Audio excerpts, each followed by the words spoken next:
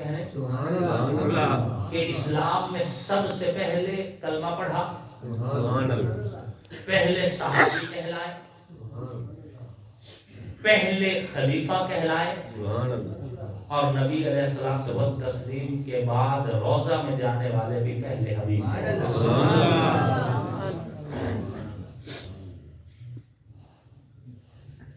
حضرت ابوبکر صدیق رضی اللہ تعالیٰ عنہ سفر تجارت پہ گئے حضور کے اعلان نبوت سے پہلے۔ یہ بات ذہن میں رکھنا، اہل سنت والجماعت کے عقائد ضروریہ میں سے یہ ہے کہ حضور نبی شروع سے ہیں، 40 سال کے بعد نبی نہیں بنے، اول سے ہی حضور نبی ہے، 40 سال کے بعد نبوت کا اعلان کیا ہے، نبی حضور شروع سے ہے، اظہار نبوت 40 سال کے بعد ہوا ہے۔ بعض طبقہ یہ غلط فہمی پھیلاتے ہیں کہ یہ اہل سنت کے نزدیک 40 سال تو حضور نبی ہی نہیں تھے، 40 سال کے بعد نبی بنے، ایسی بات نہیں۔ اہل سنت کی کتابوں میں یہ روایت موجود ہے، اگرچہ یہ روایت سند کے اعتبار سے بخاری کی روایات تک نہیں پہنچتی، لیکن مشہور روایت ہے کہ کنت نبیم وکان آدم بین الروح والجسد، کہ حضور نے فرمایا میں تو اس وقت بھی نبی تھا جب آدم کی روح الگ تھی، جسم الگ تھا، آدم کی روح اور جسم کا ملاپ بھی نہیں ہوا تھا، حضور تو اس وقت بھی نبی تھے۔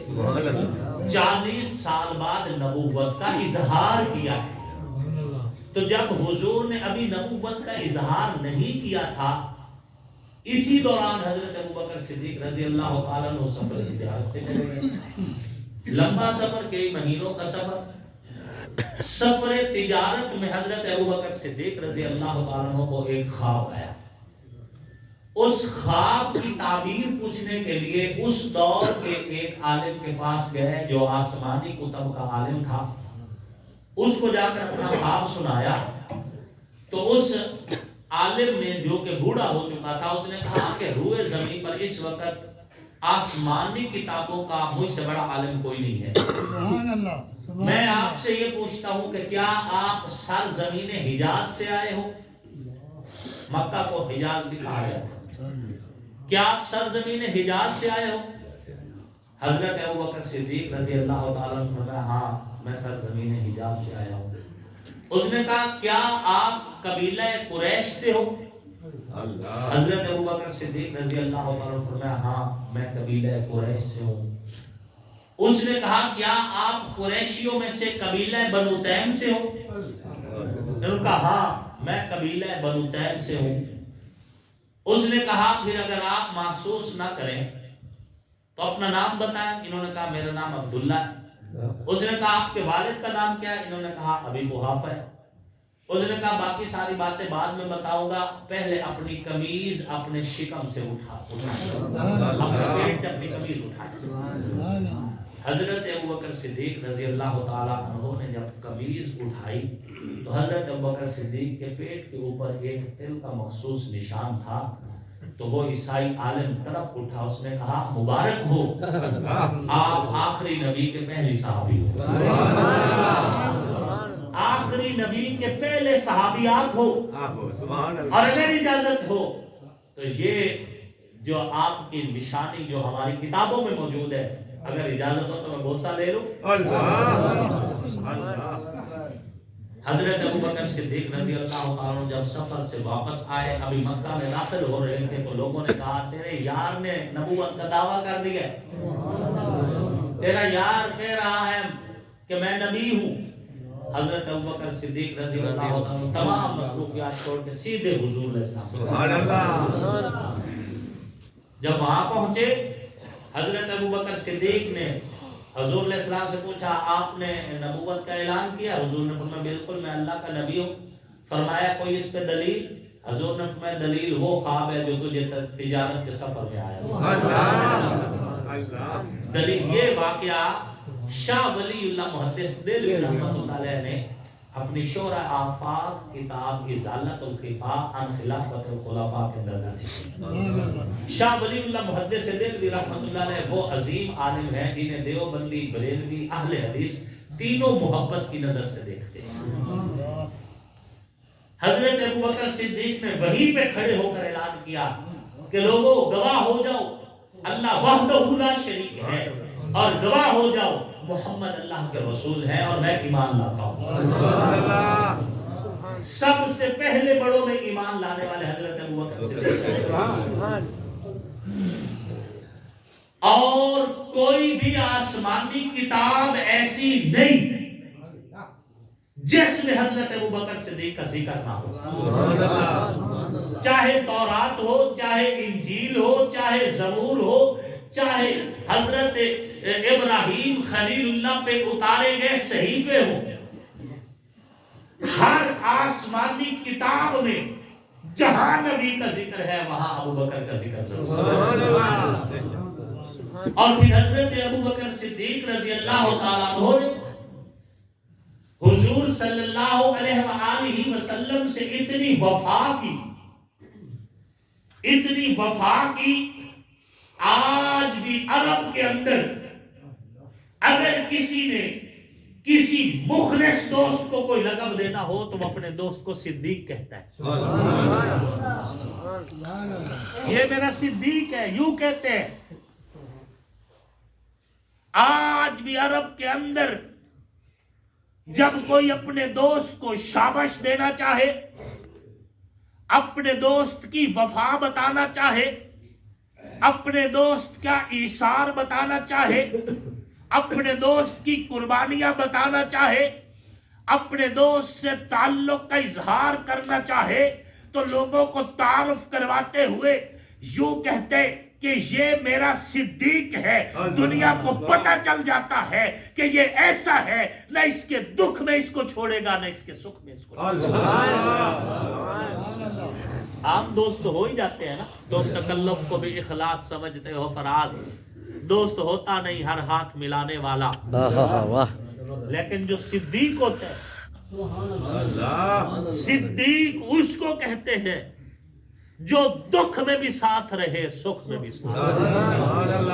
بلکہ میں یوں کہتا ہوں صدیق اس کو کہتے ہیں جو حیات میں بھی ساتھ ہو اور روزے کے آرام میں بھی ساتھ ہو۔ صدیق اس کو کہتے ہیں جو اس دنیا میں بھی ساتھ نہ چھوڑے اگلی دنیا میں بھی ساتھ۔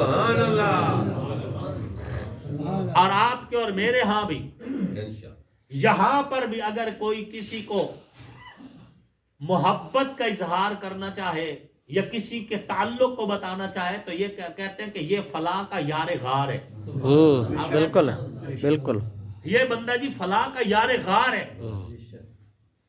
وفا میں ضرب المثل بن گئے وہ حضرت ابوبکر صدیق، حضرت ابوبکر صدیق رضی اللہ عنہ۔ اور حضور صلی اللہ علیہ وآلہ وسلم نے فرمایا لو كنت متخذا خلیلی لاتخذت ابا بکر خلیلا۔ دوسری روایت میں کہ جس طرح اللہ نے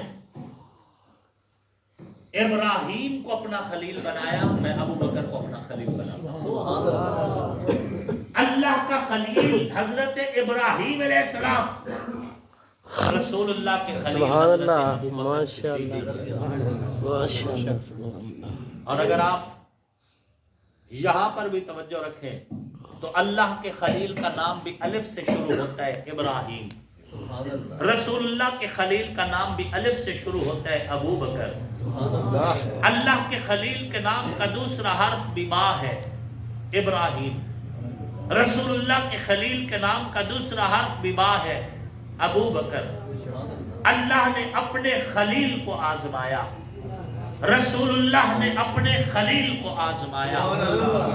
اللہ نے خلیل کو آزمایا تو خلیل نار میں پہنچے، رسول اللہ نے اپنے خلیل کو آزمایا تو ابو بکر غار میں پہنچے۔ اللہ کا خلیل نار میں تھا تو اللہ بولا، رسول اللہ کا خلیل غار میں تھا تو رسول اللہ بولے۔ اللہ جب بولے تو خطاب یار سے نہیں کیا نار سے کیا، رسول اللہ جب بولے خطاب غار سے نہیں کیا یار سے کیا۔ جب ابراہیم علیہ السلام غار کے اندر تھے تو اللہ کیا فرما رہے تھے؟ یا نار کونی برداً و سلام، اے نار، اے آگ ٹھنڈی اور سلامتی والی ہو جا۔ اور جب حضور بولے تو حضور علیہ الصلوۃ والتسلیم نے فرمایا لا تحزن ان اللہ معنا، ابو بکر غم نہ کر، اللہ تیرے بھی ساتھ ہے، اللہ میرے بھی سبحان اللہ۔ حضرت ابو بکر صدیق رضی اللہ عنہ، حضور صلی اللہ علیہ وآلہ وسلم نے ایک موقع پر فرمایا سد الابواب کلھا الا باب ابی بکر صدیق، مسجد میں نبوی میں کھلنے والے تمام دروازے بند کر دو سوائے ابو بکر کے دروازے کے کہ یہ کھلا رہنا چاہیے۔ یہ بھی بات ہے۔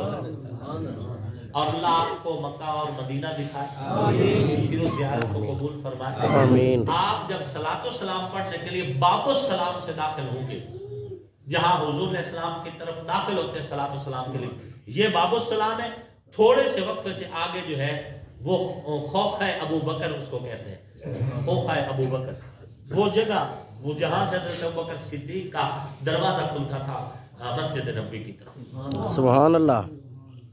خوخہ ابو بکر ابھی بھی موجود ہے۔ سبحان اللہ۔ آپ نے فرمایا سب دروازے بند ہو جائیں لیکن ابو بکر کا دروازہ بند نہیں کرنا اللہ۔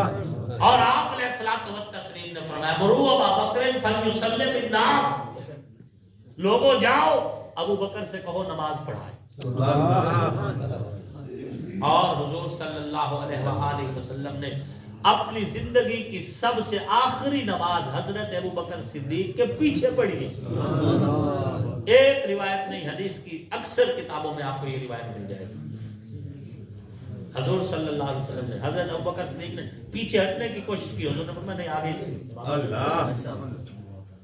اور ایک مرتبہ حضور صلی اللہ علیہ وسلم نے جب فرمایا کہ مروا ابا بکر فلیصلی بالناس، لوگوں جاؤ ابو بکر کو میرا پیغام دو کہ نماز پڑھائے، حضرت ابو بکر صدیق رضی اللہ تعالی عنہ نے حضرت عمر رضی اللہ تعالی عنہ سے فرمایا کہ عمر میرا دل بہت کمزور ہے اور حضور کا اشارہ سمجھ آ رہا ہے، حضور پردہ فرمانے والے ہیں، میں اپنی تلاوت پہ قابو نہ رکھ سکوں، شاید اپنی کیفیت پہ قابو نہ رکھ سکوں، نماز پڑھانے کے دوران ہو سکتا ہے مجھ پر رکت طاری ہو جائے، رونا شروع نہ ہو جاؤں، آپ ایسا کریں آپ نماز پڑھائیں۔ حضرت عمر مصلی امامت پہ، حضرت ابو بکر صدیق پیچھے کھڑے ہوئے، تکبیر ہوئی، جب تکبیر تحریمہ کہی حضرت عمر رضی اللہ عنہ نے اللہ اکبر، حضرت عمر کی آواز بھاری تھی، ساتھ ہی حجرہ میں حضور آرام فرماتے، آقا نامدار حضور کو نور سیدی و مرشدی حضرت محمد مصطفیٰ علیہ السلام کے سمع مبارک تک بات پہنچی کہ نماز پڑھانے والا ابو بکر نہیں ہے۔ کھڑکی کھولی دیکھا تو مصلی امامت پہ حضرت عمر تھے، جماعت شروع ہو چکی ہے، نماز شروع ہو چکی ہے۔ حضور نے وہیں سے چڑک کے فرمایا عمر لا لا لا، نہیں نہیں نہیں، ما ينبغي لقوم فيهم ابو بکر نہیں یومہ غیرہ، کسی کے لیے جائز ہی نہیں ابو بکر موجود ہو پھر مصلی امامت پہ کوئی اور آ جائے، عمر پیچھے ہٹ، دوران جماعت دوران نماز حضور نے عمر کو پیچھے کیا، ابو بکر کو مصلی امامت، عمر کو بھی نہیں برداشت کیا مصلی امامت پہ ابو بکر کے ہوتے ہوئے۔ سامعین محترم، سیدہ کائنات سیدہ بی بی فاطمہ الزہرا سلام اللہ علیہا، جب ان کا جنازہ تیار ہوا، صفیں لگ گئی، تو حضرت ابو بکر صدیق رضی اللہ تعالیٰ عنہ کا دور خلافت تھا۔ حضرت ابو بکر صدیق رضی اللہ تعالیٰ عنہ نے حضرت علی سے فرمایا تعال یا اخی صلی بالناس، اے میرے بھائی علی آگے آؤ اور نماز پڑھاؤ، نماز جنازہ پڑھاؤ۔ روایات میں آتا ہے حضرت علی 2 قدم پیچھے ہٹے اور کہنے لگے کیف اصلی بالناس، میں کیسے نماز پڑھاؤں، وقت سمعت رسول اللہ صلی اللہ علیہ وآلہ وسلم، حالانکہ میں نے حضور سے خود سنا ما ينبغي لقوم فيهم ابو بکر یومہ غیرہ، کہ ابو بکر کے ہوتے ہوئے کسی اور کو مصلی امامت پہ آنے کی اجازت نہیں، ابو بکر آپ موجود ہیں، میں کیسے نماز پڑھاؤں۔ چنانچہ سیدہ کائنات سیدہ بی بی فاطمہ الزہرا سلام اللہ علیہا کا جنازہ حضرت علی کی موجودگی کے باوجود بھی حضرت ابو بکر صدیق انہوں نے پڑھایا۔